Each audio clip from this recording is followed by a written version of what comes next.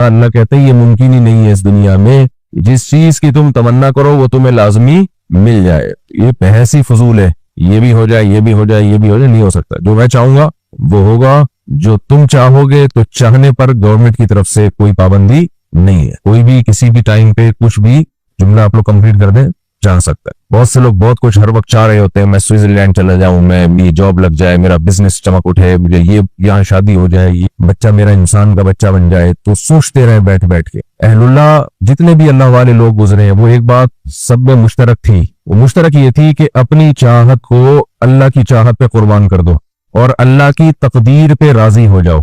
हदीस में भी ये मजमून मुख्तलिफ अल्फाज के साथ आया है। मन सखीता फलहु सखत व मन रज़िया फलहु रिज़ा। हम बहुत से काम करना चाह रहे होते हैं, ये बहुत सी ख्वाहिशात होती हैं, ये भी हो जाए, ये भी हो जाए, ये भी हो जाए, नहीं हो रहा होता। तो इसमें दो तरह के लोग हैं, एक परेशान होते हैं, शिकवे शिकायतें शुरू कर देते हैं अल्लाह ताला के साथ। दूसरे वो लोग होते हैं जो राजी होते हैं कि भाई चलो जो भी है ठीक है, मेरी ये ख्वाहिश पूरी हो गई, ठीक है, नहीं पूरी हुई तो भी क्या है, चलेगा। अल्लाह का जो मेरे साथ मामला हो मैं उस पर राजी हूं। तो नबी ने फरमाया कि जब अल्लाह का किसी के साथ कोई मामला हो तो जो अल्लाह से उस मामले पे राजी होगा, तकदीर पे राजी होगा कि जो है ठीक है, बस नहीं आ रहा पैसा, मैं किसी काम में हाथ डाल रहा हूं, वो काम खराब हो रहा है, जॉब नहीं मिल रही, वगैरह वगैरह वगैरह। तो इसमें कुछ लोग ऐसे होते हैं जो कहते हैं मैं अल्लाह की तकदीर पे राजी हूं, चलाओ इसी तरीके से। तो नबी ने फरमाया मन रज़िया फलहु रिज़ा, जो अल्लाह की तकदीर पे राजी हो जाएगा उसे वहां से भी रिटर्न में क्या मिलेगी, रिजा, अल्लाह भी राजी होगा उससे। और जो नाराज हो जाएगा अल्लाह ताला से, मेरे साथ ऐसा क्यों हो रहा है। मेरे पास ना अभी कुछ एक साहब आए और कहने लगे मैं जहां भी जाता हूं मुझे जॉब नहीं मिलती, और मैं जाके उनको मजबूरी भी बताता हूं कि आप मुझ पे कुछ तरस खाएं, मुझे हर जगह से धुतकारा जा रहा है, तो आप काइंडली मुझे जॉब दें। मैंने कहा इस तरह बिल्कुल भी नहीं मिलेगी, जहां मिलनी होगी ना वहां भी नहीं मिलेगी। क्योंकि जब आप अपने आप को रिजेक्टेड उनके सामने शो कर दोगे तो वो कहेंगे कि तू हर जगह से धुतकारा हुआ, हम तुझे क्यों रखें, कोई ना कोई फॉल्ट होगा ना तेरे अंदर। रिश्ता लेने में भी बाज लोग ये कर रहे होते हैं, ऐसे शो करते हैं जैसे मरे जा रहे हैं, तो वो समझता है सामने वाली पार्टी कि इसको कोई लिफ्ट नहीं करा रहा। ये बात खूब समझ लो, मजबूर और कसम पुरसी दिखाने वाला उसको सिर्फ ज़कात मिल सकती है, उसको जॉब बोलो नहीं मिलती। तो ये जो स्टाइल है ना कि जाके कहना कि मुझे नहीं मिल रही सर प्लीज, ये नहीं चलता। जो भी जॉब देने वाला आपको इसलिए जॉब देगा अपने फायदे के लिए, तो वो देखेगा कि ये मेरे काम का है या नहीं है। वो कहेगा ये तो धुतकारा हुआ है, ये तो मरा जा रहा है। इस्तिगना के साथ जब इंसान जिंदगी गुजारता है उसके दुनिया के काम भी बनते हैं और आखिरत के काम भी बनते हैं। तो मैं अर्ज कर रहा था कि हर ख्वाहिश इंसान की पूरी नहीं होती। कुरान ने कहा कि अमलिल इंसानी मा तमन्ना, तुम्हारी सारी ख्वाहिशात पूरी नहीं होंगी। तो क्या करना होगा, जो ख्वाहिशात पूरी हो जाएं अल्लाह का शुक्र, जो पूरी ना हो उनमें अल्लाह पे तवक्कुल और अल्लाह पे एतमाद। मन रज़िया फलहु रिज़ा, हदीस में आता है जो अल्लाह से राजी हो गया कि जो है जैसा है ठीक है, तो उधर से रिप्लाई में क्या मिलेगा उसको, अल्लाह की तरफ से रिजा मिलेगी, अल्लाह भी राजी होगा। आप कह सकते हैं अल्लाह राजी होके क्या हो जाएगा हमारा, जब हालात ठीक ही नहीं हो रहे तो अल्लाह राजी हो तो क्या करना है हमने। लोगों का नजरिया ये है कि अल्लाह राजी हो या ना हो इससे कोई फर्क नहीं पड़ता, पेट में रोटी होनी चाहिए और लाइफ हमारी कैसी होनी चाहिए। आप लोग को रोजा, मुझे भी, मेरा भी है, सब रोजे रखे हुए हैं, तो अगर बोल देना, कह रहे हैं लोग, बहुत से लोगों का ये नजरिया है कि अल्लाह अगर राजी हो तो क्या फायदा, क्या इससे। पेट में रोटी होनी चाहिए, गाड़ी अच्छी होनी चाहिए, इज्जत हो, शोहरत हो, खुशियां हो तो फायदा है भाई। हमारा जो देसी लिबरल तबका है ना, वो बार बार ये गैर मुस्लिमों की मिसालें दे रहा होता है। देखो ये मगरिबी दुनिया, ये मजहब को फॉलो नहीं करते, कैसी खुशहाल जिंदगी गुजार रहे हैं। तो अगर मुसलमान कहते हैं कि अल्लाह इनसे नाराज है तो क्या कर, माज अल्लाह ने क्या कर लिया उनसे नाराज होके, भाई मजे में तो वही है ना। और मुसलमानों से अगर अल्लाह राजी भी है तो उस राजी होने का फायदा क्या हुआ, पिट रहे हैं चारों तरफ से, मारे खा रहे हैं चारों तरफ से, गुर्बत, महंगाई वगैरह वगैरह वगैरह, इतनी चीजें हैं कि वगैरह भी हल्का पड़ जाता है। तो ये खूब समझ लेना चाहिए कि अल्लाह की रिजा का मतलब, अल्लाह की रिजा की वैल्यू उन लोगों के दिल में होती है जो अल्लाह को मानते हैं। जो नहीं मानते उनके लिए सबसे हल्का और सस्ता लफ्ज क्या है, अल्लाह राजी। उन्हें इससे कोई, उनकी सेहत पे कोई फर्क नहीं पड़ता इससे। और ये जो बातें हैं ना कि इतने खुश हैं इतने खुश हैं, ये मुशरिकीन मक्का पहले इससे ज्यादा कर चुके, हमारी औलाद और हमारा माल और ये और वो। तो अल्लाह बार बार कहता था ये इसकी अलामत नहीं है कि मैं तुमसे खुश हूं, सनस्तदरिजुहुम, ये ढील है अल्लाह की तरफ से, और ढील जब दुश्मन को दी जाती है वो बहुत खतरनाक होती है। फांसी के मुजरिम को फांसी से पहले अच्छा रखा जाता है, उससे आखिरी ख्वाहिश पूछी जाती है। मेरे और आपसे कभी हुकूमत ने हमारी आखिरी ख्वाहिश पूछी? शादीशुदा लोगों से कभी पूछा कि तुम्हारी आखिरी ख्वाहिश क्या है? कोई कंवारों की आखिरी ख्वाहिश कुछ और होती है, शादीशुदाओं की आखिरी ख्वाहिश दोनों की बिल्कुल अपोजिट होती है एक दूसरे से। तो खुलासा ये तो एक अलग टॉपिक है, मैं किसी और तरफ चल निकला हूं कि जो दुनिया की खुशहाली है ये इसकी अलामत नहीं है कि अल्लाह राजी है। बाकी अल्लाह की रजा कितनी बड़ी चीज है ये उनसे पूछो जो हर वक्त अल्लाह की रजा की फिक्र में लगे रहते हैं। अल्लाह आखिरत में उन्हीं को नवाजेगा जिनसे अल्लाह खुश होगा। और ये दुनिया की नेमतों को तो अल्लाह, ये कहते हैं ना कोई शय नहीं है, ये तो कुछ है ही नहीं अल्लाह की नजर में। मच्छर का पर देखो, शहीद से अल्लाह राजी होता है। सबसे ज्यादा अल्लाह की रजा किसको मिलती है? जो अल्लाह के लिए जान दे दे। कमाल की बात यह है, कोई काफिर इस पे इश्काल कर सकता है कि जिसने अल्लाह के लिए जान दे दी तो अल्लाह ने तो जान ही ले ली उसकी, अब क्या रह गया उस बेचारे के पास? क्या ख्याल है भाई सबसे बड़ी कुर्बानी क्या है? अल्लाह के लिए जान दे देना, जो बॉर्डर पे हमारे फौजी दे रहे हैं। इसलिए खुदा के लिए अपने जो अस्करी ताकतें हैं ना, जहां दिफा की बात आए उनको सपोर्ट किया करो। गलत कमेंट जब मैं देखता हूं तो खून खोलता है। इस वक्त पूरी दुनिया हमारे कंट्री के खिलाफ है, जितनी भी बड़ी आलमी ताकतें हैं। तो इसलिए जो लड़ने वाले लोग हैं ना, उनको हल्का नहीं लिया करो, उनको सपोर्ट किया करो। गैरत दिखाओ, बेगैरती मत दिखाओ। सियासी इख्तलाफात छोड़ के जो फौजी लड़ रहे हैं उनको सपोर्ट करो। इस वक्त जब छितर लगेंगे ना सबके, वो लग चुके हैं, लीबिया में भी लग चुके हैं, इराक में भी लग चुके हैं, शाम में भी लग चुके हैं। और खुदा की कसम वो छितर कम है, जो मेरे और आपके लगेंगे वो सोच से भी ज्यादा हैं। भूल जाओगे गजा को और बाकी सारी दुनिया को। आजकल न्यूज आ रही है ना, मैं कमेंट्स देख रहा होता हूँ, लोग अभी भी पागल हुए हैं, दिमाग सेट नहीं है उनका। तो जब भी लड़ाई होती है अपने फौजियों को सपोर्ट करना चाहिए उसमें। ये हमारे लिए लड़ रहे हैं, ये इस्लाम के लिए लड़ रहे हैं। लोग कहते हैं कहाँ का इस्लाम? मेरे भाई मुसलमानों के लिए तो लड़ रहे हैं, तो मुसलमानों के लिए लड़ना जिहाद नहीं है क्या? नबी सल्लल्लाहु अलैहि वसल्लम ने फरमाया मन कुतिला दून मालिही फहुवा शहीद, जो अपनी जान माल बचाते हुए मारा गया वो भी शहीद है। तो मुल्क बचा रहे हैं, और ये मुल्क भी मुसलमानों का मुल्क है। ऐसे ऐसे सहाफी आए हैं, इतनी गिलाजत, इतना गंद फैला रहे हैं सोसाइटी में, और इनमें मेजोरिटी वो है जो मुल्क से भागे हुए, इनको पाकिस्तान से कुछ लेना देना नहीं है। इतनी तलबीस, इतना हक और बातिल को खल्त मल्त करके बयान किया जा रहा है। लोग सुन रहे हैं, बैठ के कमेंट्स कर रहे हैं। किसी भी मुल्क की जब फौज कमजोर होती है ना, तो फौज का नुकसान नहीं होता इतना, पब्लिक गई बेड़ा गर्क। और हैरत की बात है, कई इस्लामी मुल्कों के हालात, ईरान का देखो क्या किया है। तो ये एक एक करके नंबर आएगा सबका। फिर खैर कहीं और को जा रहा हूं मैं, बात क्या चल रही थी दिमाग से निकल गया। नहीं मैं वो बात कर रहा था शादी को चाहिए, दोनों का अलग अलग सोच। खैर, तो सारा मसला है बर्दाश्त का। ख्वाहिशात पूरा हर एक पूरी करना चाहता है। मैं बता रहा था शहीद की मिसाल, कि शहीद अल्लाह के लिए जान दे देता है, लेकिन मिलता क्या उसको? उसकी तो जान ही गई। तो सबसे बड़ा इश्काल तो यहां होगा, जिसने खुदा के लिए, अल्लाह के लिए जान दी है, अल्लाह के लिए जिसने कुर्बानी दी है, उसे तो कुछ भी नहीं मिला, उससे तो अल्लाह ने जान ही ले ली, तो रह क्या गया उसके पास? तो भाई ये उन लोगों की बातें हैं जो आखिरत पे यकीन नहीं रखते। इसी से आखिरत का पता चलता है, इसी से आखिरत का पता चलता है। देखो, या तो खुदा है या नहीं है, दोनों में से एक ही बात होगी ना। हम मदरसे में जब पढ़ते थे ना, तो जो जिन्होंने मंतिक पढ़ी है, तो वो स्टाइल ये होता है, या तो ये है या नहीं है, फिर ये इसकी इतनी सूरतें, या तो ये सूरत होगी या ये सूरत होगी। इसको कहते हैं वजह हसर के साथ, उससे आदमी रिजल्ट नतीजे तक पहुंच जाता है। भाई इसकी दो सूरतें ही बन सकती हैं, या तो ये होगा या ये होगा। जितने इम्कानात होते हैं ना, उसको आप जब किसी चीज का तज्जिया करते हैं ना, तो उसके पहले जितने भी इम्कानात होते हैं उन इम्कानात को खोल देना चाहिए। जब भी कोई काम करने जाओ ना, तो उसमें ये सोचा करो, अगर मैं ये काम करूंगा तो ये भी हो सकता है, ये भी हो सकता है, ये भी हो सकता है। तो या तो ये होगा या ये होगा, या दोनों में से कुछ भी नहीं होगा। तो अगर ये हो गया तो फिर उसमें ये मुमकिन है, या तो ये होगा या ये होगा या ये होगा। मिसाल जमशेद ने पैसे मांगे आपसे, तो आपने उसको पहले ऐसे नहीं उठा के पकड़ा दिया। आप कहो या तो मैं उसको पैसे दूंगा या नहीं दूंगा। अगर मैं पैसे दूंगा तो फिर क्या हो सकता है? ये हो सकता है कि हो सकता है ये लेके भाग जाए, ये भी हो सकता है कि ना लेके भागे। लेके भाग गया फिर तो गली मुक गई, नहीं भागा तो फिर हो सकता है कि कारोबार में प्रॉफिट हो सकता है कारोबार में प्रॉफिट ना हो। अगर कारोबार में प्रॉफिट नहीं हुआ तो भी बेड़ा गर्क, और अगर प्रॉफिट हो गया तो हो सकता है जो ओरिजिनल प्रॉफिट है वो ये बताए, और हो सकता है छुपाए। फिर अगर ये ओरिजिनल प्रॉफिट बताएगा तो हो सकता है 2-4 महीने मुझे दे, उसके बाद ना दे, और हो सकता है 2-4 महीने भी ना दे। और अगर पैसे मैंने नहीं दिए, ये तो एक वाली सूरत है ना, उसको तोड़ रहे हैं आप। और अगर पैसे मैंने नहीं दिए तो कुछ भी नहीं हो सकता, सिर्फ यही है कि पैसे मेरे महफूज। एकदम एंड पे दुरुस्त नतीजे में पहुंचोगे कि नहीं पहुंचोगे? नतीजा निकला कि नहीं देने जमशेद को पैसे, नहीं है समझ बात। लोग क्या करते हैं, ये तर्जीह नहीं करते। वो कहते हैं जमशेद पैसे मांग रहा है, बिजनेस मुझे कमा के देगा, ये ले। ओ भाई सारे इम्कानात पे गौर करो। नहीं दिए पैसे तो क्या क्या हो सकता है, नहीं दिए तो ये हो सकता है कि वो नाराज हो सकता है, बस इसके अलावा कुछ भी नहीं हो सकता। अब वो नाराज या तो नाराज होगा या नहीं होगा, अगर नहीं होगा तो कोई बात ही नहीं है, और अगर होगा तो उसकी नाराजी से क्या क्या हो सकता है, उसकी नाराजी से ये हो सकता है कि आपको हो सकता है नुकसान पहुंचाए, हो सकता है नुकसान नहीं पहुंचाए। नहीं पहुंचाए तो कोई मसला नहीं है, नुकसान पहुंचाए तो क्या नुकसान पहुंचा सकता है।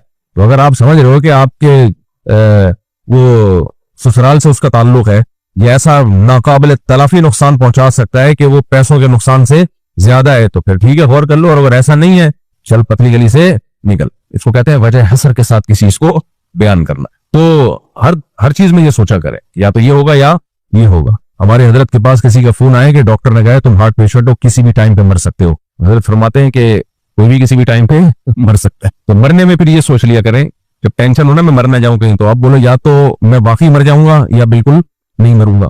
अगर मर गया खत्म कहानी, नहीं मरा तो आगे जाके मर जाऊंगा। क्या ख्याल है भाई? तो उसको तज्जिया किया करें, या तो ये होगा या मुझसे लोग पूछते हैं इमरान खान जेल से छूट जाएगा, मैं कहता हूँ या तो छूट जाएगा या नहीं छूटेगा। क्या ख्याल है भाई? वगैरह वगैरह। मैं इस पे ज्यादा नहीं बात करता आगे। तो क्या हो जाएगा, यानी इसका एंडिंग पॉइंट है कि ज्यादा से ज्यादा क्या हो जाएगा भाई, ज्यादा से ज्यादा क्या हो जाएगा, ज्यादा से ज्यादा ये हो जाएगा मैं और आप मर जाएंगे। कोई टेंशन लेने का नहीं है, वैसे भी क्या हो जाएगा है भाई, मर जाएंगे। वो एक चुटकुला है ना, रोजे में है थोड़ा सा फ्रेश हो जाएंगे आप लोग, चाय तो पी नहीं सकते। वो एक आदमी इंटरव्यू लेने के लिए, वो एंकर होते हैं ना टेलीविजन के, जा जाके लोगों को तंग कर रहे होते हैं, तो उसके पास 2 बकरे थे। अच्छा, मैंने ये लतीफा सुनाया तो उसके बाद से ये मीडिया पे घूम गया, तो मैंने मीडिया से नहीं उठाया था, लोगों ने मुझसे उठा के आगे चलाया होगा। तो एक आदमी के 2 बकरे थे, एक काला और एक सफेद। टीवी के जो एंकर होते हैं, जो न्यूज एंकर्स होते हैं, उनको थोड़ी सी होता है जा जाके लोगों से पूछना क्या होता है, वो मस्जिद में बताना मुनासिब। तो वो जाके कहने लगा ये काले वाले बकरे के बारे में, कहा ये बकरा किसका है? उन्होंने कहा ये मेरा बकरा है। और ये सफेद ये किसका है? उन्होंने कहा ये भी मेरा है। अच्छा भाई, इस काले वाले को क्या खिलाते हो? उसने कहा घास खिलाता हूँ। नहीं है। मैंने कहा इन दोनों बकरों को क्या खिलाते हो? उसने कहा काले वाले को या सफेद वाले को? कहा काले वाले को कहते हैं घास, और सफेद को कह रहे उसको भी घास। इन दोनों को तुम नहलाते हो? कहते काले वाले के बारे में पूछ रहे हो या सफेद वाले के बारे में? उसने कहा भाई काले वाले का बता दे पहले। कह रहे हाँ नहलाता हूँ। और कह सफेद को, कह रहे उसको भी नहलाता हूँ। अच्छा भाई, इनको चराने के लिए टहलाने के लिए लेके निकलते हो कि तू काले वाले की बात कर रहा है सफेद वाले की बात कर रहा है? काले वाले का बता दे। कह रहा हाँ टहलाता हूँ। और सफेद कह रहा है उसको भी टहलाता हूँ। जिन लोगों के पास फालतू टाइम होता है ना वो इस तरह, पाकिस्तान में वेले बहुत है, मैंने देखा है। मुझे अंदाजा हो जाता है किसी शख्स के बारे में कि ये कितना फारिग है। तो और फिर वो कह रहा होता है मुझे रोजगार नहीं मिल रहा। तेरे स्टाइल से लग रहा है कि तू फारिग तरीन आदमी है, तुझे कहां से मिलेगा रोजगार, और मिलेगा भी तो तू बेड़ा गर्क करेगा। तो फिर उससे पूछा कि भाई ये तू क्यों इतनी बड़ी मुसीबत खड़ी की हुई है, काला वाला सफेद, जब दोनों के साथ एक ही मामला है तो फिर ये कह दिया करे ना हाँ भाई दोनों को नहलाता भी हूँ, दोनों को घास भी खिलाता हूँ। वो कहते हैं असल में बात यह है कि काला वाला मेरा है। कहते हैं और सफेद वाला? कह रहे वो भी मेरा है। इसको कहते हैं तज्जिया करना। तो ख्वाहिशात किसी की पूरी नहीं होती, कहीं ना कहीं ब्रेक लगानी पड़ती है। खुशकिस्मत लोग वो हैं जब उनकी ख्वाहिश पूरी ना हो तो वो अल्लाह की तकदीर पे राजी रहें, बल्कि अल्लाह के लिए ख्वाहिशात को ज़बह कर दें। जिनमें शहीद सबसे पहले है। सबसे ज्यादा सबसे बड़ी कुर्बानी खुदा के लिए किसकी होती है? शहीद की होती है। शहीद की कुर्बानी चूंकि ज्यादा है तो मेरे भाई सवाल पैदा होता है अल्लाह तो उससे जान ले रहा है, उसको बेचारे को क्या मिला? तो यही इसका जवाब है कि ये दुनिया दारुल अमल है, दारुल जजा नहीं है। अगर ये दारुल जजा होती तो सबसे ज्यादा दुनिया में शहीद को नवाजा जाता कि अल्लाह, वो शहीद हुआ अल्लाह उसको उसी वक्त दोबारा जिंदा कर देता कि जा भाई अय्याशी कर। लेकिन यहाँ लोग बड़ी बड़ी कुर्बानियां देते हैं और कुर्बानी देने के बाद उनसे दुनिया की सबसे बड़ी दौलत जिसे जिंदगी कहा जाता है वो जिंदगी छिन जाती है। अब या तो ये अल्लाह पे इश्काल है, ए अल्लाह तेरे लिए लोग कुर्बानी दे रहे हैं और तू कुछ भी नहीं कर रहा, या फिर मेरे भाई अल्लाह ने सही कहा है कि इस जिंदगी के बाद एक और जिंदगी है। ये ऐसे जैसे ख्वाब देख रहे हैं हम, ख्वाब है। असल वलद्दारुल आखिरतु व इन्न दारुल आखिरत लहियल हयावान, कुरान कह रहा है असल आखिरत की जिंदगी है, ये कुछ भी नहीं है। तो जब तक वो आखिरत दिमाग में आएगी नहीं ना, कामयाबी और नाकामी और अच्छाई और बुराई का कॉन्सेप्ट ही क्लियर नहीं होगा। देखो काफिर 180 डिग्री पे होता है मुसलमान से, वो खुश हो रहा होता है कि मैं बिल्कुल फिटफाट हूं। मुसलमान को इससे गरज नहीं है कि मुझे खुशियां मिल रही हैं, गम मिल रहे हैं। मुसलमान को सबसे पहले इससे गरज है कि ये खुशियों में अल्लाह राजी भी है कि नहीं है। हराम कमा के भी खुशियां मिल जाती है ना, लोगों को पैसा कमा लेते हैं। इंसानों को कत्ल करके भी लोग अय्याशी करते हैं, तो अय्याशी तो है वो भी, लेकिन अल्लाह इस पे राजी है या नहीं है? अल्लाह खुश है या नहीं है? अल्लाह खुश नहीं है तो क्या करना है भाई? अल्लाह खुश नहीं है तो क्या करना है?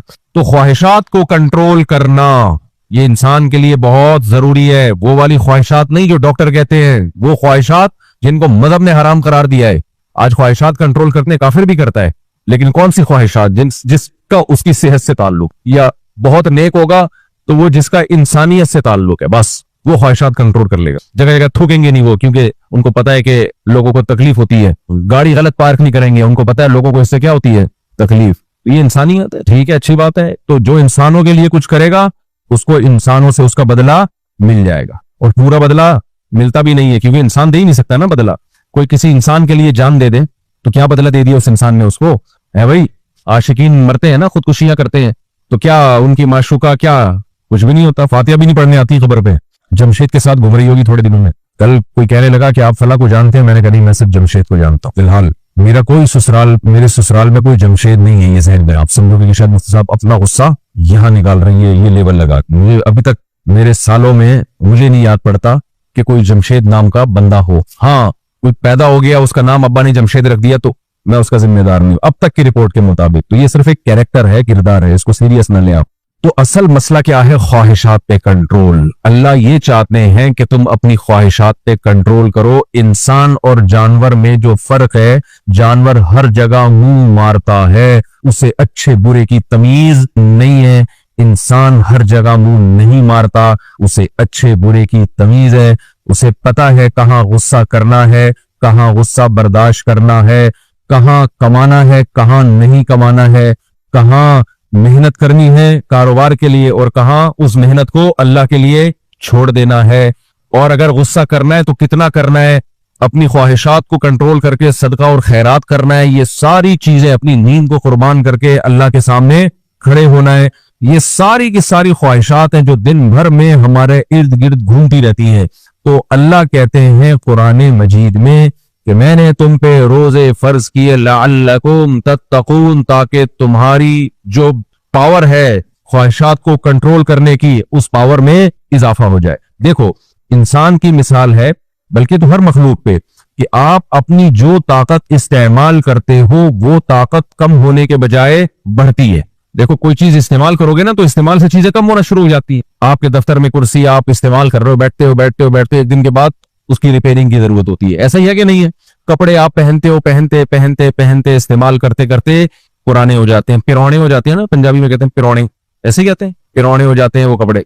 हर चीज इस्तेमाल के बाद आहिस्ता आहिस्ता रिटायर होने लगती है वो चीज। लेकिन इंसान के अंदर जो सलाहियतें हैं, उन सलाहियतों को जब वो इस्तेमाल करता है तो वो सलाहियतें कम होने के बजाय बढ़ती। इंसान के अंदर जितनी भी सलाहियतें हैं ना, जिम में देखो जो बॉडी बिल्डर वेट उठाते हैं, शुरू में बहुत कम, 1-1 किलो 2-2 किलो, आहिस्ता आहिस्ता एक दिन आता है इतना वजन उठा रहे होते हैं कि आदमी हैरान होता है। भाई, दफ्तरों में भी लोग वेट लिफ्टिंग करते हैं, आपने देखा होगा, मुश्किल होता है उनके लिए शुरू में। फिर जब बेगैरत बन जाते हैं, तफसील फिर कभी अकेले में आएंगे तो आपको बताऊंगा। वेट लिफ्टिंग रूहानी तौर पे भी होती है और बोलो जिस्मानी तौर पे भी। खैर, तो गैरत में भी आगे जा सकता है आदमी, बेहरती में भी आगे जा सकता है। जो कुव्वत इस्तेमाल होगी वो कुव्वत इंसान में आहिस्ता आहिस्ता बढ़ती है। जो चलते हैं, डॉक्टर कहते हैं वॉक करें, वो कहते हैं हमसे चला नहीं जाता है। डॉक्टर कहेगा थोड़ा थोड़ा चलना तो शुरू करें, थोड़ा थोड़ा तो चले ना।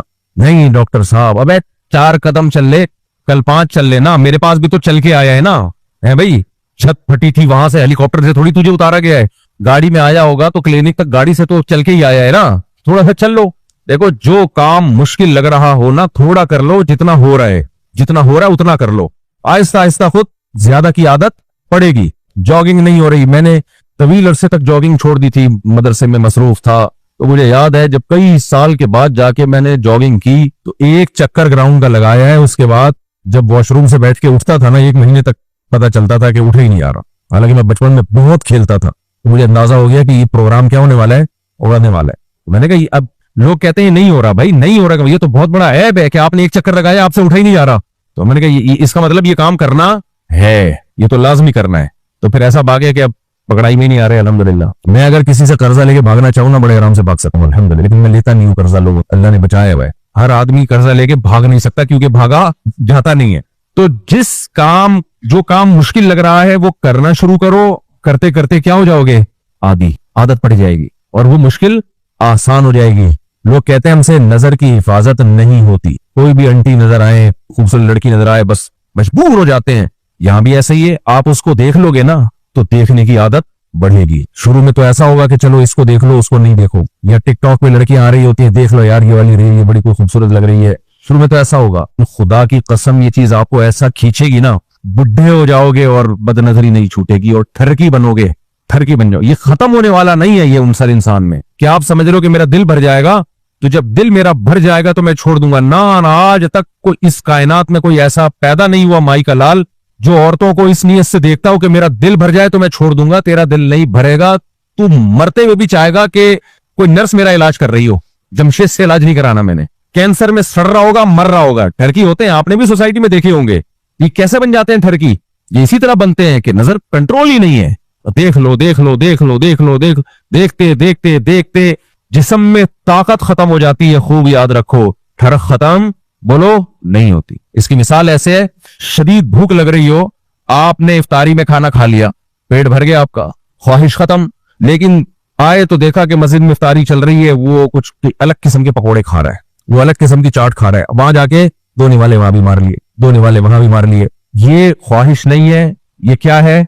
ठरक। ये खत्म नहीं हो सकती। और बहुत से लोग ऐसे होते हैं एक दफा जब खा लेना तो फिर उनको इससे कोई गरज ही नहीं है कौन क्या खा रहा है। कह रहे हैं हमने खा लिया। होता है कि नहीं होता? आपने देखा है, अपने ऊपर भी आप मुशाहिदा कर सकते हो ना।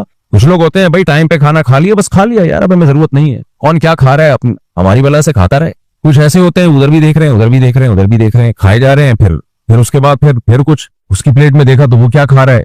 तो ये सिर्फ खुराक में नहीं है, ये नजर में भी है। जिनको फुहश मूवीज देखने की आदत पड़ जाती है, अल्लाह बचाए इस लानत से, तो वे समझते हैं कि बस आज देख लो कल से छोड़ दूंगा। ना, वो कल कभी भी नहीं आएगी। तू कब्र में भी चाहेगा कि तेरे लिए ये इस गंद का इंतजाम किया जाए, ये नहीं हो सकता। ब्रेकें वरेकें नहीं है इस फील्ड में। और याद रखो ये बदनजरी से जो बेसुकूनी होती है ना, खुशी और सुकून की जिंदगी वही गुजारते हैं जो नजर की हिफाजत करते हैं। सुकून उन्हीं की जिंदगी, उनको अपनी बीवी अच्छी लगती है, बस देखा ही नहीं कुछ उन्होंने इसके अलावा। और जो नजर की हिफाजत नहीं कर रहा है, एक से एक चेहरा देख रहा है, अपनी वाली कितनी भी खूबसूरत हो वो अच्छी लगेगी? वो कहां लगेगी भाई। जब 20 किस्म की डिशें सामने आती हैं तो यही फैसला नहीं हो पा रहा होता ये खाऊं। मैं तभी मैं दावत में कहता हूं भाई एक दो खाने रखो, आदमी तमीज से खा तो ले। हजरत ये भी दो निवाले जरा इससे भी ले लें। अबे दो ने पेट तो स्पेस पेट में इतनी नहीं है कि दो निवाले यहां से भी दो वहां से भी दो वहां से भी, फिर हम अपनी मर्जी का खाना शुरू कर दें। ऐसा नहीं होता। कुछ लोगों के पास एक्स्ट्रा स्पेस है, एक्स्ट्रा मेमोरी कार्ड है उनके पास, स्पेस ही स्पेस है, खाए जा रहा है खाए जा रहा है खाए जा रहा है। तो ख्वाहिश पे कंट्रोल नहीं है तो वो कंट्रोलिंग पावर ही खत्म। नजर का भी ऐसा ही है। अच्छा, जो लोग गुस्सा करते हैं ना, गुस्सा चीखना चिल्लाना, वो समझते हैं कि मैं गुस्सा जारी करके ठंडा हो जाऊंगा, हो जाओगे उस वक्त, लेकिन आपके अंदर गुस्से को कंट्रोल करने की पावर आहिस्ता आहिस्ता खत्म होगी। ये जो बाज लोग कहते हैं ना गुस्सा जब बहुत आ रहा हो तो निकाल देना चाहिए, इससे इंसान हल्का हो जाते हैं, बिल्कुल गलत कॉन्सेप्ट है। ये इस्लाम के भी खिलाफ है, फितरत के भी खिलाफ है, अकल के भी खिलाफ है। जारी करके आप ठंडे हो जाओगे। ये ऐसे ही जैसे कोई आंटी देख रही है, देख के ठरक वक्ती पूरी हो गई, अगली आंटी आएगी और दिल करेगा कि इसको भी देखो। और जिसने नजर की हिफाजत कर ली, चंद दफा उसको तकलीफ होगी, फिर यूज हो जाएगा, आदी हो जाएगा। वो कहेगा यार ये मेरे देखने की चीज ही नहीं है तो मैंने क्या करना है, मेरा क्या लेना देना भाई इससे। तो इसी तरह खूब समझ लो कि जो ख्वाहिश पे खाने पे कंट्रोल करते हैं, ख्वाहिश पे कंट्रोल करते हैं, उनकी कंट्रोलिंग पावर बढ़ती है। इसी तरह जो गुस्से पे कंट्रोल करते हैं, गुस्सा आ रहा है लेकिन कुरान कह रहा है वल काज़िमीन अल गैज़, गुस्से के कड़वे घूंट को अल्लाह की खातिर पी जाते हैं, तो उस पीने पे उनके अंदर पीने की, गुस्सा पीने की ताकत बढ़ती है। फिर आहिस्ता आहिस्ता गुस्सा आना बंद हो जाता है उनको। नबी सल्लल्लाहु अलैहि वसल्लम ने फरमाया कि जिसने गुस्से के कड़वा घूंट पिया अल्लाह के लिए घूंट जब पिया जाता है जब कमजोर पे नाहक गुस्सा आए।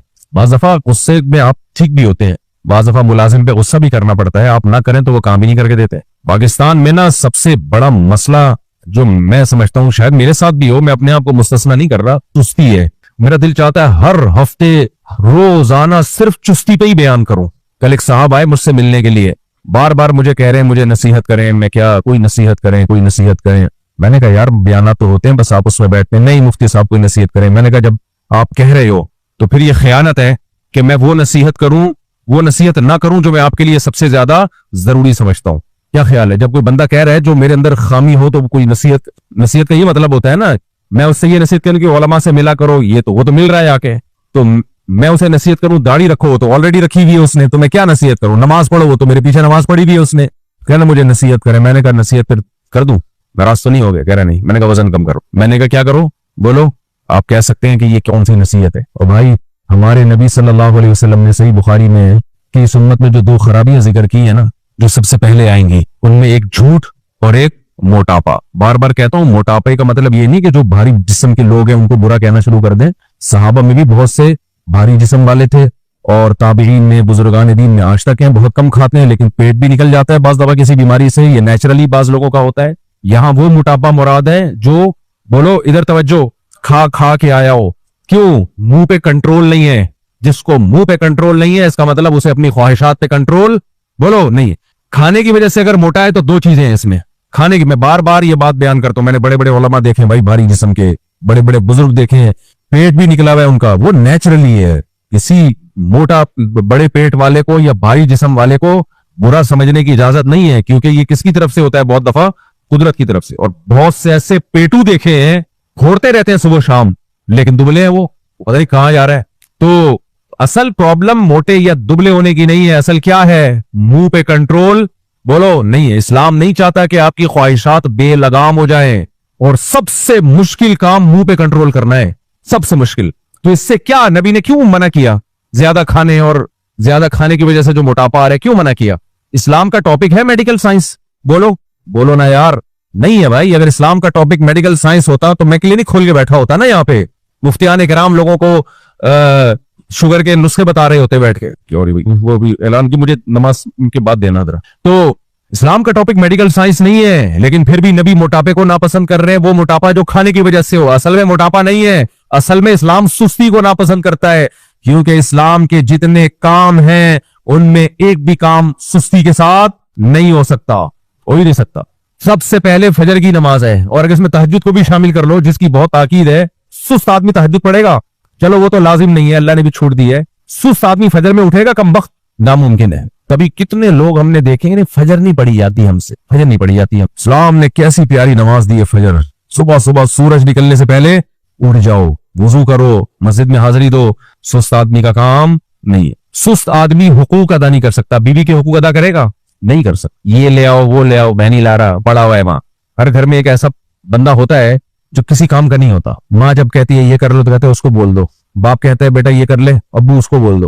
उसको दुकान पे बैठाओ, दुकान खा जाएगा। उससे कोई कारोबार चला के दो, वो खा जाएगा। मुझे बहुत गुस्सा आता है। इसका हल, असल इलाज इसका क्या है, चमाटे हैं। और टाइम पे चमाटे लग जाए ना, इंसान का बच्चा बन जाएगा। माँ बाप ने अगर टाइम पे चमाटे नहीं लगाए, बड़ा हो गया इसी कंडीशन में, वो अब नहीं बन सकता। सुस्त का सुस्त, वो मरेगा भी लेट, टाइम पे नहीं मरेगा वो, लेकिन उसकी जिंदगी से कोई फायदा नहीं है। जिंदगी में भी ऐसे जैसे मरा हुआ है। लोग कहेंगे कोई मरने के बाद भी लेटा हुआ है, मरने से पहले भी क्या था, लेटा हुआ। तो सुस्ती बहुत बुरी चीज है। और सुस्त किसे कहते हैं, जिसको अपनी ख्वाहिशात पे कंट्रोल ना हो, इज कॉल्ड सुस्त। समझ में आ रही है बात। दिल चाह रहा है ये खा लो, ये खा लिया, दिल चाह रहा है वहां बैठ जा, वहां बैठ गया। पढ़ाई का टाइम है, बैठ गया लड़कों में गप्पे मारने के लिए। स्कूल के बच्चों को ये बड़ा मसला होता है, पढ़ाई का टाइम है, दोस्तों में बैठ गए, उठा ही नहीं जा रहा, पुलिस आ रही है उठाने के लिए, उठ भाई तेरा कल एग्जाम है, हिला ही नहीं जा रहा। इसका सबसे ज्यादा ताल्लुक आपकी बॉडी से है। अगर आपकी बॉडी में मोटापा है या फोड़ फाड़ रहे हो तो आप चुस्त नहीं हो सकते। कुछ लोगों का मेटाबॉलिज्म इतना तेज होता है, जैसे हमारे रफी भाई हैं, ये जितना भी खा लें ये सुस्त नहीं हो सकता। अंदर की बॉडी ना हिलती रहती है। मैंने कभी इनको आराम से बैठे हुए नहीं देखा। अभी बैठे हुए वो बयान सुन रहे हैं, आराम से नहीं बैठे। अच्छी बात है, चुस्त होना चाहिए इंसान, एक्टिव होना चाहिए। भागे दौड़े फिर खा भी ले तो वो लग जाता है। तो आपने देखा होगा कुछ लोग घर में ऐसे एक्टिव, जा रहे हैं, इधर आ रहे हैं, उधर आ रहे हैं, उधर जा रहे हैं, और कुछ होंगे पड़े हुए रहेंगे हर वक्त। अल्लाहुम्मा इन्नी अऊज़ु बिका मिनल कसल। नबी सल्लल्लाहु अलैहि वसल्लम ने फरमाया, ए अल्लाह सुस्ती से मैं तेरी पनाह मांगता हूं। सहाबा में सुस्ती होती तो इतनी बड़ी बड़ी जंगें ना लड़ते वो। जब मुसलमान चुस्त हुआ करते थे, दुनिया में मुसलमानों ने राज किया है, हर मैदान में हम आगे थे। और जब मुसलमान सुस्त हुए तो हाल देखो क्या हो गया, बातें फेंकते रहेंगे। और जितना सुस्त होगा ना, मुंह के फायर उतने मारेगा वो बैठ के। सुस्त आदमी की सारी ताकत कहां होती है, बोलो, जबान में। कभी उसे बैठा होगा मस्जिद के थोड़े से टेक लगा के फेंक रहा होगा लंबी लंबी, कभी किसी गटर के ढक्कन पे बैठा होगा, लंबी तबसरे ऐसे कर रहा होगा, ऐसा फेंक रहा होगा। कुछ पता नहीं होगा उसको किसी चीज की हकीकत का, कुछ लेना देना नहीं है, बोलता रहेगा बैठ के, शादी नहीं हो रही मेरी, नहीं हो रही। ऐसे भी बहुत कर रहा होता है, कोई रिश्ता ही नहीं दे रहा, जहां जाता हूँ धक्के देके भगा देते। भाई तू जाता है तो जो टाइम दिया होता है तू उस टाइम पे पहुंच नहीं रहा होता। लड़की वाले कहते हैं अभी से पता चल। मैंने देखता हूँ यहाँ दूल्हा ही लेट होता है अपनी शादी में। तो मैं कहता हूँ जब तू अपनी शादी में 1 घंटा लेट है तो आगे सारे काम क्या होंगे, लेट। तो बच्चे भी लेट पैदा होंगे। अब जो बच्चा 1 घंटा पहले पैदा हो जाना चाहिए था, वो 1 घंटे के बाद होगा। बताओ वो बच्चा भी सुस्त होगा कि नहीं होगा। जो टाइम पे पैदा नहीं हो रहा, दुनिया में आना कितनी बड़ी नेमत है। जो दुनिया में टाइम पे नहीं आ रहा तो आगे उससे क्या तवक्को रखोगे। तो ये हम सबका कॉमन मसला है, सुस्ती सबका कॉमन मसला है, ये सब इसमें मुश्तरक है। मैं कोई ये अपने आप को मैं इससे मुस्तस्ना नहीं कर रहा हूं, ये कौमी बीमारी है हमारे अंदर। तो अल्लाह ताला रोजा हमें रखवाते हैं रमजान का, ताकि हमारी जो ताकत है ना, कंट्रोलिंग पावर, वो क्या हो, बढ़ जाए। और मुंह पे कंट्रोल करना सबसे मुश्किल, तो जब सबसे मुश्किल काम इंसान कर लेगा तो जो आसान काम है वो तो और आसान हो जाएंगे। क्या ख्याल है? तो सबसे मुश्किल काम क्या था? मुंह पे कंट्रोल, वो अल्लाह ने करवा दिया, ये रमजान की बरकत से करवा दिया। लेकिन मुसलमान बड़ा ढीठ है, मुसलमान से ज्यादा ढीठ कोई है? वो इस ट्रेनिंग्स को भी ट्रेनिंग नहीं समझता, वो इसे एक रस्म के तौर पे कर रहा होता है कि जी रमजान आ गया तो हमने परहेज करना है, बस क्या करें, हमारी परंपरा है, हमारी खानदानी रिवायात हैं कि रमजान में सुबह सहरी की जाती है और इफ्तारी की जाती है और बीच में कुछ खाया नहीं जाता। तो ये थोड़ा सा गुजरने दो, सही है, थोड़ा सा टाइम क्या होने दो, पास होने दो, फिर देखो। तो इफ्तारी में ही पता चल जाता है। अच्छा, अल्लाह ताला का मेरे साथ ये फजल हुआ, बाज़ दफ़ा अल्लाह ताला की तरफ से नेमत हो जाती है। मैंने जब हम छोटे थे ना तो मैं ये देखता था, उस वक्त रोजे हम पे फर्ज भी नहीं हुए थे, लेकिन हम देखते थे कि जब मैं रोजा रखता था तो जब मैं शरबत वरबत पीता था ना, चीनी वीनी के शरबत, तो सुस्ती बहुत होती थी बॉडी में, से नींद आ रही है। तो मैंने उसी वक्त ये शरबत छोड़ दिया। हालांकि किसी डॉक्टर ने नहीं हमें समझाया, किसी ने मुझे नहीं बताया कि ये होता है, इससे ये चीनी नुकसान देना ना, बस एक दिमाग में ये बात आई थी कि यार ये जब पीते हैं तो ऐसे सुस्त, तो क्या करना है ऐसे, यानी ऐसी ग़िज़ा का क्या फायदा जिसे पी के क्या हो जाए, टुन हो जाए। तो उस वक्त से लेके अब तक शायद जिंदगी में चंद बार किसी के इसरार पे मैंने शरबत पी लिया हो इफ्तारी में या कहीं दावत में, उंगलियों पे गिना जा सकता है। मुझे नहीं याद पड़ता 30-35 साल से हमने कभी, बल्कि 40 साल से हमने कभी शरबत पिया हो। समझ में आ रही है बात की नहीं आ रही है? नहीं आ रही मेरा ख्याल। छोड़ दो शरबत। आप कहोगे मेडिकल साइंस की बातें हमें नहीं बताओ, मेडिकल नहीं, शरीयत की बातें बता रहा हूं। जिस चीज के पीने से सुस्ती आती हो, इस्लाम उसको पसंद करेगा? इस्लाम सुस्ती पसंद करता है, चुस्ती पसंद करता है? ज्यादा खाने से सुस्ती आती है। इसलिए नबी सल्लल्लाहु अलैहि वसल्लम ने फरमाया, बर्तनों में सबसे बदतरीन बर्तन जिसको भरा जाए वो इंसान का मैदा है। सबसे बदतरीन बर्तन जिसको भरा जाए वो क्या है? इंसान का मैदा। ठोसे चले जा रहे हैं उसके अंदर।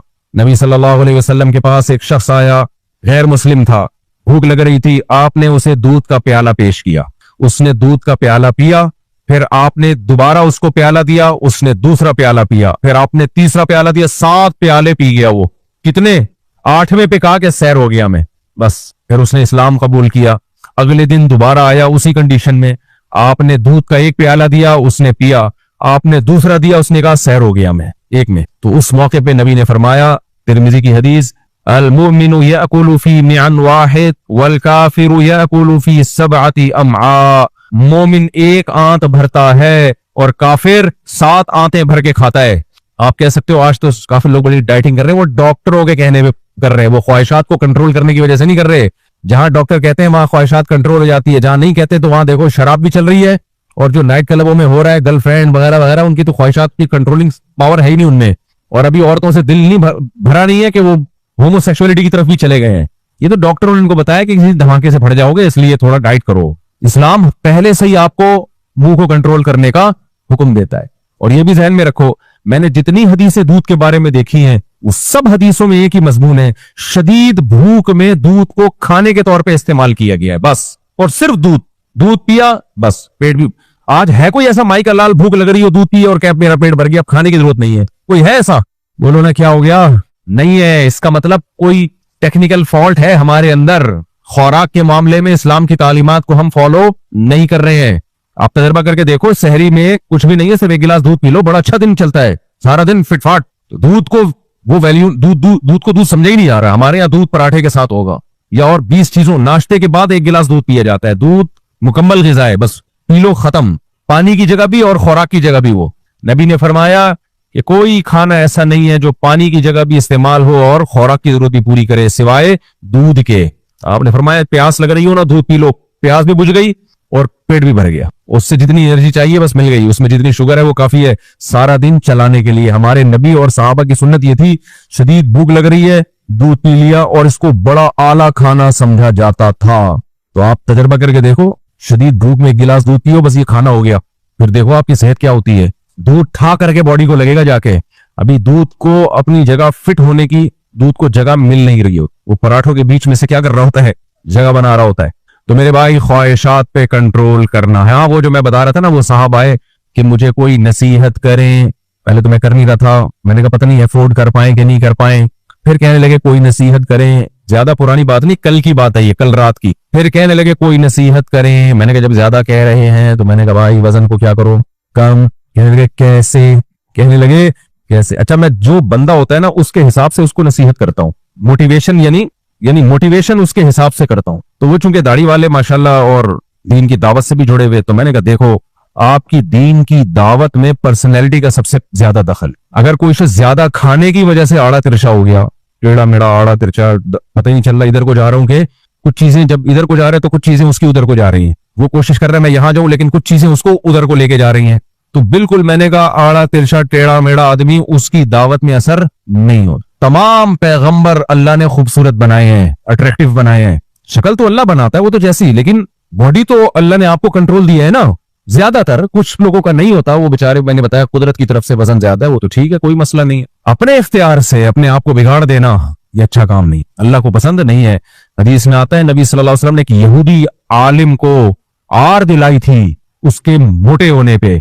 आपने उससे फरमाया कि क्या तूने तौरात में पढ़ा नहीं है कि अल्लाह को मोटे पेट वाले से नफरत है, और तू अपना पेट देख, वो हराम खाने की वजह से निकला था उसका पेट। फरमाया कि तू कितना तौरात पर अमल कर रहा है, जो सुबह शाम तौरात करता है। हम भी सुबह शाम कुरान करते हैं, लेकिन आप देख लो हमारी हालत क्या है। तो मैंने उनसे कहा, मैंने कहा वो बहुत ज्यादा मोटे नहीं थे वो। मैंने कहा भाई आप दावत के काम से जुड़े हो। मैंने कहा मौलवी पतला बहुत अच्छा लगता है, मौलवी तो मोटा अच्छा लगता ही नहीं। फिर मैं बार बार रिपीट कर रहा हूँ कि जो कुदरती तौर पे भारी जिस्म के है वो तो सब में ही होता। वो मौलवी जो खा खा के मोटा हो गया हो, दाई जो खा खा के मोटा हो गया हो, जिसको लोग देख रहे हो खाए जा रहे, दस्तरखान खा गया, लोग भाग रहे हैं कि हमें ना खा जाए कहीं।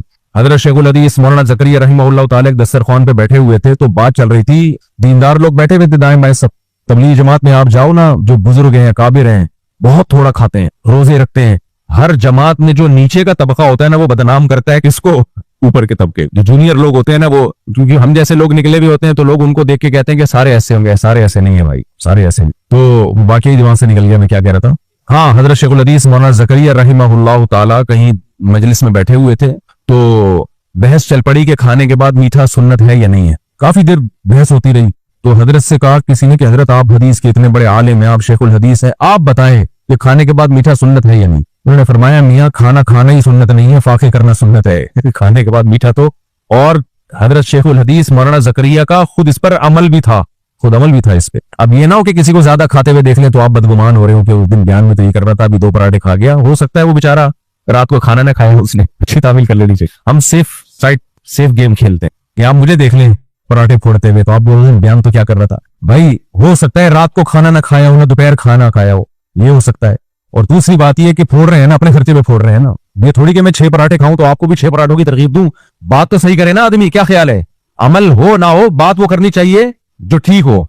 तो अगर मैं कर रहा हूं तो मैं भी गलत कर रहा हूं भाई। अगर हम गलत कुछ कर रहे हैं तो वो हमारे करने से वो सही थोड़ी हो जाएगा, वो भी गलत है। तो मैंने उनसे कहा, मैंने कहा थोड़ा सा क्या करें। वो कहने लगे कैसे, ये बड़ा मुश्किल सा कैसे। इसमें कुछ लोग खुशफहमी का शिकार हैं कि हम थोड़ी सी वॉक करेंगे ना, रात को 5 मिनट हम चलेंगे तो इससे हम क्या हो जाएंगे, कम ना।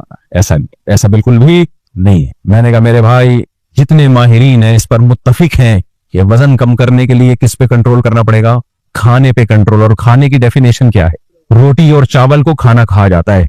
किसको खाना कहा जाता है, यानी जिसे खाए बगैर तसल्ली नहीं होती। जायदादें खा जाओ पेट नहीं भरता, जब तक रोटी चावल नहीं खाओगे तसल्ली नहीं होगी। मैंने कहा ये छोड़ दे, बेतकल्लुफ थे इसलिए मैंने कहा ये क्या कर दे, कहना ये नहीं छूटता। मैंने कहा फिर दुनिया छोड़ दे भाई, थोड़े दिनों में दुनिया खुद ही छोड़ देगा। छोड़ देगा मतलब कम करो, इसको छोड़ना नहीं चाहिए, कम करो। तो वो तो डॉक्टर बताएगा ना, वो डॉक्टर से जाके पूछो, वो डॉक्टर बैठे हुए हैं, वो आप पूछो, वो बता देंगे कैसे छोड़ा जाता है। वो मेरा टॉपिक नहीं है, मैं तो सिर्फ ये बता रहा हूँ हिंदू पे क्या करना है, कंट्रोल, इसको कम करो। फिर मैंने उनको मोटिवेशन के लिए एक बात की, मैं वाकई इसलिए सुना रहा हूँ कि आपको भी मोटिवेशन मिले। मैंने कहा देख मेरे भाई, चंद एक तो आपकी दावत में असर आएगा, बंदे की पर्सनैलिटी ना हो तो उसकी बात का असर ही नहीं हो। और इसकी दलील तमाम पैगंबर क्या थे, खूबसूरत, ताकि उनको लोग सुने उनको।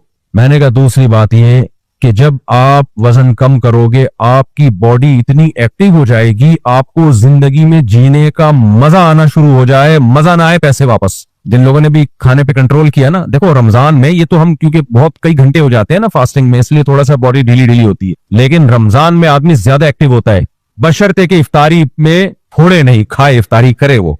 थोड़ी सी सुस्ती आती है हल्की फुल्की, उसके बाद कैसा एक्टिव होता है, तरावी के बाद कैसी बॉडी एक्टिव होती है, एकदम फिट फाट। हर लिहाज से फायदा ही फायदा है, हर लिहाज से फायदा ही फायदा है। तो रमजान में अल्लाह क्या करते हैं, हमारी कंट्रोलिंग पावर को बढ़ा देते हैं, थोड़ी आंच तेज कर दी जाती है, ठीक है ना, जल्दी पक जाए हम। लेकिन मैंने जैसे बताया, हमसे बड़ा ढेर इस कायनात में कोई पैदा हुआ नहीं। आप रमजान से पहले अपना वेट करो और चांद रात को वेट करो।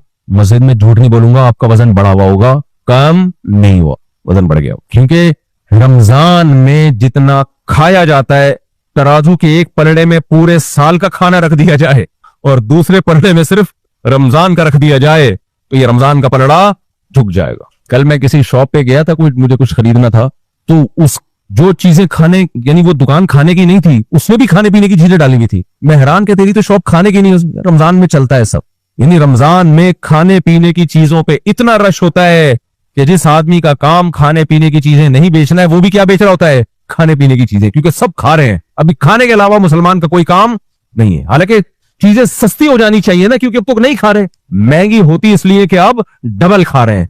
अल्लाह मियां ने देखो मगरिब की नमाज भी रख दी इफ्तारी में, ये खाओ। अच्छा एक बात याद रखो, जब हम खाते हैं ना, तो हमारी बॉडी को एक धोखा होता है। डॉक्टर लोग कहते हैं कि जो शुगर आहिस्ता आहिस्ता हमारे ब्लड में आना शुरू होती है, एनर्जी मिलती है हमें, वो फौरन नहीं आ जाती। तो हम ये समझ रहे होते हैं अभी हमें पूरी ताकत मिली नहीं, हम खाए जा रहे होते हैं। भाई आप चंद निवाले खा लेंगे ना, थोड़ी देर के बाद आपको लगेगा कि पेट भर गया मेरा। तभी जो लोग थोड़ा खाते हैं, फिर आके मगरिब की नमाज पढ़ते हैं, फिर जाते तो भूख खत्म हो चुकी होती है उनकी। मेरा मकसद आपको ये नहीं है कि आपका परहेज करवाना, आप मत खाएं, आप अपने खर्चे पे जितना खा रहे हैं खाते हैं, लेकिन इतना तो करना चाहिए कि जो आदत पड़ी है जबान को कंट्रोल करने की, उस आदत को बरकरार रखना चाहिए। समझ में आ रही है बात कि नहीं आ रही है? और याद रखो, ये जो डॉक्टरों ने बेवकूफ बनाया हुआ है ना, एक्चुअली खुराक की कमी, एक्चुअली खाना बहुत जरूरी, 3 टाइम खाना 4 टाइम, ये बिल्कुल बेकार किस्म की बात है। ये इस्लाम से भी मैच नहीं करती और फितरत से भी मैच नहीं करती है। आपको जिम में बॉडी बिल्डिंग कर रहा हूं, उसके उसूल अलग है, नॉर्मल आदमी की बात कर रहा हूं मैं। हमने खुद गर्मियों के रोजों में तजर्बा किया है। गर्मियों के रोजों में जब कराची में कितनी शदीद गर्मी थी, अब शहरी में देर से आंख खुली है, 2 खजूरें खा ली, बस सारा दिन चलता है आदमी, उससे फिटफाट रहता है। तो ये दिमाग से निकाल दो कि खाना खाना जरूरी है। एक उसूल याद रखो, एक उसूल, वो उसूल ये है कि खाए बगैर मैं मरूंगा नहीं, ये दिमाग में बिठा लो। खाए बगैर मैं, बोलो, मरूंगा नहीं, मैंने नहीं खाया तो कमजोर नहीं हूंगा, ये दिमाग में बिठा लो। और असल ये है कि नहीं खाना, मजबूरी में खाना है। समझ में आ रही है बात? जिंदगी इस उसूल पे गुजार लो। असल क्या है कि खाना, जिंदा रहने के लिए नहीं खाना जरूरी है, ये दिमाग में रख लो। जब तड़पने लगो ना कि यार गुजारा नहीं हो रहा, फिर खा लो। हमारा उसूल बिल्कुल मुख्तलिफ, बहुत ज्यादा खाना जिंदा रहने के लिए जरूरी। असल यह है कि हर वक्त कुछ ना कुछ खाना ही है। शदीद मजबूरी हो तो चलो फिलहाल, क्योंकि अब टकारें इतनी आना शुरू हो गई हैं और धमाके के साथ फटने का खतरा हो गया है, हर तरफ धमाके ही धमाके, तो अब थोड़ा देर के